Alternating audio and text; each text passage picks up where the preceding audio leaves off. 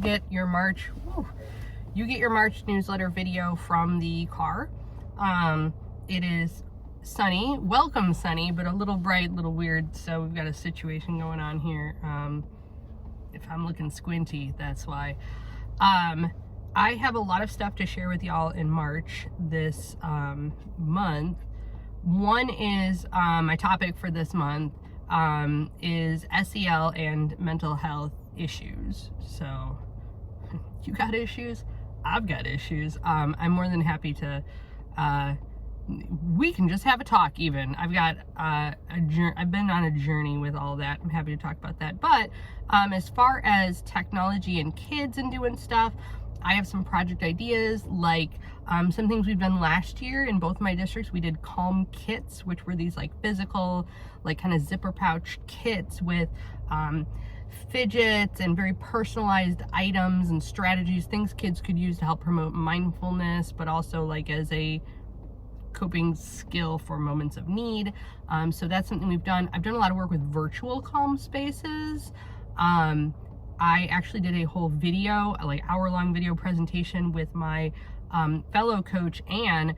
We did it for IdeaCon. I actually linked it in the newsletter for y'all if you're interested in listening in, following along. But there's some ideas in there, such as the breathing bubble video. So if you want to app smash our video skills with our SEL skills, we can make these short mindful videos where it has like a bubble that gets like bigger for 5 seconds and then smaller for 5 seconds. My friend Erica is kind of the originator of that. And I am happy to do that with your class. Amy Blaze Becker in Chicago Ridge is so kind and lets me use her class as a pilot group for all of these projects. So we're actually working on that right now and they're turning out pretty cool. So on the fun side, if you're interested in just being ridiculous and stupid with me, because who doesn't enjoy doing that, I've got a template for you can use in my video where you can make yourself the leprechaun. So thanks to Helen Theodore for that idea. I've got that in there, a little video for you, all the files you need if you'd like to make your own. So if you do, share it with me. Let me see, that would be fun. Current news and info, I've got a little recap on IdeaCon, which I went to last month, went to the our state tech conference. I got to meet my author that I've illustrated a couple books for her, so that was super cool to get to meet in real life. And when I go to sessions, I am a sketch noter. Not always, but sometimes I'm in the mood, and I was in the mood.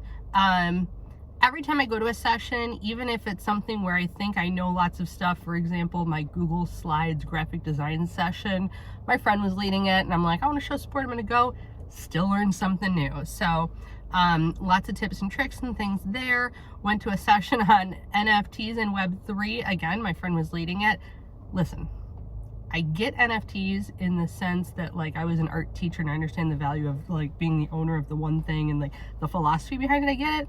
But I also still don't understand what NFTs are. So even though I went to a whole session, so if anybody wants to have a conversation and school me, yeah, let's do that. And then another great session I was at, Julie Smith, Webster University School of Communications. I've seen her a number of times. She always does a great session on misinformation and disinformation when operating online, and she just always has some amazing examples, even from like reputable news sources where stuff has gotten like erroneously shared, and just is really good at stressing like the, I guess, reasonable skepticism we should have when we're dealing with things online, and the importance of double and triple checking and just being aware of things and entities and motivations behind the things that we read and write and watch. So very cool. If you get the chance ever to hear Julie Smith talk, please do. This month I've got a bunch of information on professional development opportunities, not something I always have in the newsletter, but it just seemed like there were a lot that came up this time. For example, the application for the National Board Candidate Fee Subsidy. If you are interested in National Board and you have any questions, come talk to me. I've done it, I've renewed, been there, done that. Also, Teach Plus Illinois, if you're interested in applying for their Teach Plus Fellowship, I've done that too, so I can answer questions. The other stuff I have not done, haven't done all the things, but we've got some webinars, some conferences, and EdCamp, in case you're interested, some things you could go and do. Google News this month. Have you seen the custom color picker in Google Slides? So now if you go to do a custom color in Google Slides for like a shape fill or something, not only can you have a custom color, there's a little eyedropper and you can use it to pick an existing color in your, it's amazing. We used to use a separate, the collective we, used to use a separate extension to do this, to pick a color off of an image and use it.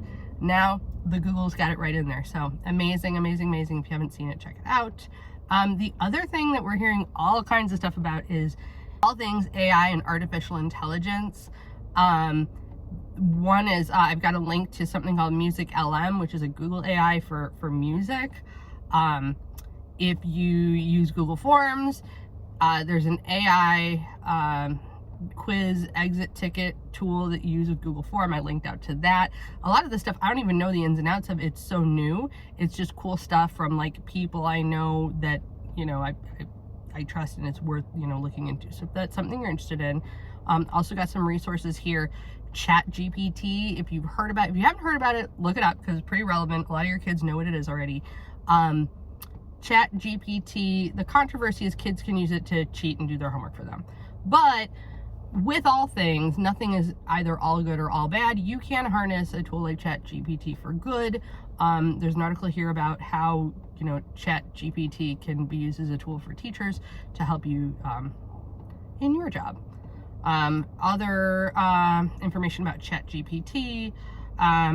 Speaking of AI, I have a link to a tool that I came across at IdeaCon. It is called CuriPod, C-U-R-I-P-O-D. It uses AI, artificial intelligence, to generate interactive lessons for whatever topic and grade level that you choose. So, sounds like big promise, but actually, like, I linked to it. Go in there, create a free account, try it. Like, just give it a quit. Be like, I want a 5th grade lesson on roller skating. Because, you know, for roller skating class, because you do that a lot. I was like, you know what, this is going to be kind of obscure, but there's not going to be stuff. It's not like we're doing, you know, the water cycle or something. So, typed it in there. Oh my gosh, it was amazing. I was like, mind blown. Like any tool, like using a YouTube video in class or something, you want to vet it first. You want to go through it. You want to make sure that it's good. But it is so good.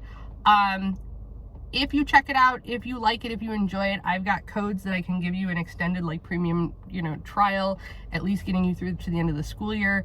Very cool. I'd love to talk to you about CuriPod. If you want to just book an appointment with me and be like, Jen, tell me about this CuriPod thing, I can do it. Some more artificial intelligence stuff. Digital citizenship. We've got a whole Common Sense Media chart of activities. Just for fun, I've got, I have a Google Drive folder with backgrounds from the books that I've drawn. So if you're interested in doing, you know, like a green screeny, like, get into the book kind of activity, I've got those available for you. But, you know, let me know if that's something you're willing to use, but all the images are there. Free for yours, for the taking. I offer them to everybody.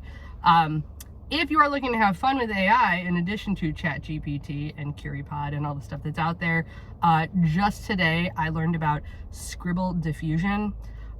Go on in there and try drawing a picture of your pet and have AI finish it for you, and it will be just hours and hours of fun for you. I've done it. All right, lastly, we've got our typical shout outs. Once again, I am terrible at remembering to take pictures when I'm in a classroom and share stuff, but I've been doing a lot of work with WeVideo in classes. Sometimes I just wander into a class to play Look It and kick 5th grade butts, because that is my life, right? At IdeaCon, they did make a life-size cardboard cutout of my character that I drew, which was kind of an amazing, like, bucket list moment for me. How fun is that to get to see a giant version of your drawing? So definitely took a portrait in there, shared it out. I need to see more stuff being shared out by y'all, please. So please, please, please share out stuff, tag me in stuff. I like when you're excited about what we do and we share. I also really like, if you're not comfortable with sharing out in public, I like when teachers just send me an email. They're like, hey, I tried this thing in class, it was amazing, or I made this, you know, I tried CurryPod, look what we came up with, you know, and just sharing with me via email, like that does it for me too. Y'all don't know it, but I have a little Wakelet collection of just all the happy things that I get. I screen grab them, I save them, well, my precious. And I do. It's always nice as teachers to know when you're making an impact. So yeah, that's March for y'all's. Book an appointment, reach out to me, reach out even if you don't know what's going on, like just book a time and we will figure out what's going on, what we want to do, making a plan, what's out there.